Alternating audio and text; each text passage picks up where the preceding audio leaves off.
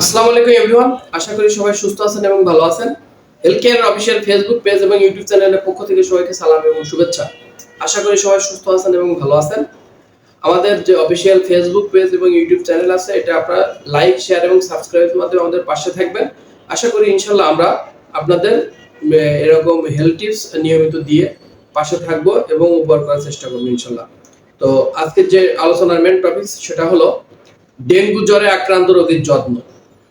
একজন ডেঙ্গু জ্বর রোগে আক্রান্ত আপনার বাসায় আছে, তার কিভাবে যত্ন নেবেন? প্রথমত হলো আমরা শিশুদের ক্ষেত্রে আসবো। শিশু হচ্ছে খুবই সেনসিটিভ, আমাদের আজকে শিশু আগামী দিনে ভবিষ্যৎ। তো আমরা প্রথমে বাচ্চাদের ক্ষেত্রে আসি যে ডেঙ্গু জ্বরে আক্রান্ত রোগীর ছোট শিশুর ক্ষেত্রে আপনার করণীয় কি? প্রথম হলো শিশুদের ক্ষেত্রে যে করণীয় আমরা বললাম, দুধের শিশুকে ঘন ঘন বুকের দুধ দিতে হবে। যারা দুধ খায়, যে শিশু মাতৃদুগ্ধ পান করে, সেই শিশুকে ঘন ঘন কি করতে হবে? বুকের দুধ দিতে হবে। তারপর দ্বিতীয় হলো ফ্রেশ ফলের জুস অর্থাৎ স্যুপ। ফ্রেশ ফলের জুস এবং স্যুপ জাতীয় খাবার তাদেরকে কি করতে হবে? বেশি বেশি খাওয়াতে হবে। তারপর তৃতীয় নাম্বার হলো পেঁপে পাতার জুস। আপনারা যদি পেঁপে পাতার জুস খাওয়াতে পারেন, পেঁপেতে পাপিয়া নামক যে আছে, এটার কারণে প্লাটিলেট বাড়ে। ডেঙ্গু রোগীর কিন্তু প্লাটিলেট কমে যায়, সেক্ষেত্রে পেঁপে পাতার জুস খাওয়াতে হবে। তারপর হলো রাইস সিরিয়ালস, যেটা মেনটেন করে রাইস সিরিয়ালস, ঠিক আছে? রাইস সিরিয়ালস এটা আছে মেনটেন করতে হবে। তারপর হলো নারকেলের পানি অর্থাৎ ডাবের পানি। যে আপনার বাচ্চা বুকে দুধের পাশাপাশি যদি ডাবের পানি এটা যদি খাওয়ার মতো থাকে, অনেকে থাকে বাচ্চা পানি খাওয়ায়, ঠিক আছে? তো আপনি ডাবের পানি আপনার বাচ্চাকে খাওয়াতে পারেন। এটা আমরা যেটা বলছি সেটা হলো ডেঙ্গু জ্বরে আক্রান্ত রোগীর যত্ন শিশুদের ক্ষেত্রে করণীয় কি। এখন আমরা আসবো বড়দের ক্ষেত্রে। একটা বড় মানুষের ক্ষেত্রে আমরা এর আগে টপিকে কথা বলছি যে শিশুদের ক্ষেত্রে আমাদের ডেঙ্গু জ্বর রোগীর যত্ন এবং কিভাবে আমরা নেব এবং এর করণীয় কি। এখন আমরা বড়দের ক্ষেত্রে কথা বলবো। বড়দের ক্ষেত্রে হলো প্রচুর পানি ও পানি জাতীয় খাবার বেশি বেশি খেতে হবে।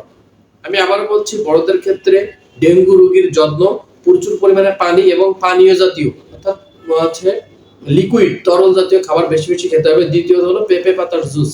বড়দের ক্ষেত্রে পেঁপে পাতার জুস অবশ্যই অবশ্যই খেতে হবে। তৃতীয়ত হলো হলুদ শাকসবজি অর্থাৎ সবুজ সবুজ এবং হলুদ শাকসবজি বেশি বেশি খাওয়াতে হবে।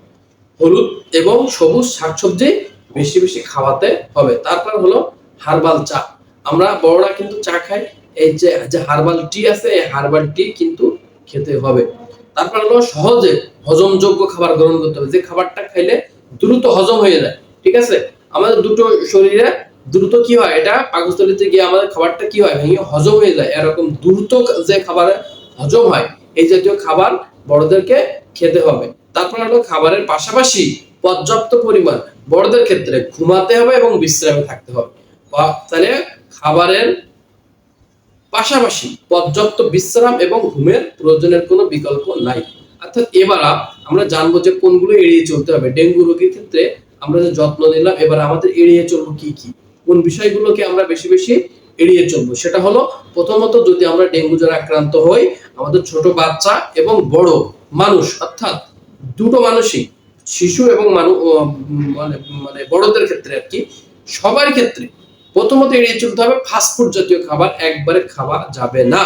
তারপর দ্বিতীয় হলো তেলে ভাজা খাবার। তেলে ভাজা খাবার, এই জাতীয় খাবার খাওয়া যাবে না।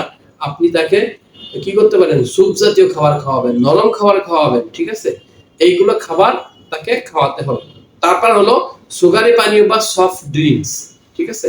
সফট ড্রিঙ্কস এবং সুগারি পানীয় অর্থাৎ এখানে সফট ড্রিঙ্কস। আর তারপর হলো এর ভিতরে ফলের জুস থাকতে পারে, এর ভিতরে আপনার নারকেলের পানি অর্থাৎ ডাবের পানি থাকতে পারে, এই জাতীয় জিনিস, ঠিক আছে? উপরে তো বলছে যে নারকেলের পানি খাওয়াতে হবে, কিন্তু এর ভিতরে এতে এড়িয়ে চলুন, এর ভিতরে কিন্তু আবার নারকেলের পানি না।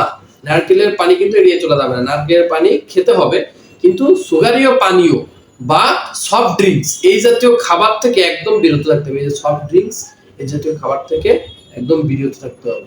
তাহলে কি বললাম আজকের আলোচনার আমাদের টপিক, সেটা যেটা হলো ডেঙ্গু জ্বরে আক্রান্ত রোগীদের ক্ষেত্রে যে যত্ন আমরা নিব, অর্থাৎ ঘরোয়া উপায়ে আমাদের যে ট্রিটমেন্ট, আমরা যে সচেতন, সাবধান এবং রোগ লক্ষণ, এই জিনিসগুলো আমরা যদি কি করি, সচেতন হই, তাহলে আমরা ডেঙ্গু রোগীদেরকে নিয়ে দ্রুত সুস্থ এবং যত্ন নিতে পারবো। আশা করি আমাদের এই ভিডিওটি আপনাদের ভালো লাগছে। জনস্বার্থে শেয়ার করুন। আপনার একটি লাইক, একটি শেয়ার আমাদেরকে অনুপ্রেরণা করে পরবর্তীতে নতুন কোনো টপিকস নিয়ে হাজির হওয়ার জন্য। সে পর্যন্ত সবাই সুস্থ থাকবেন, ভালো থাকবেন। আসসালামু আলাইকুম, আল্লাহ হাফেজ।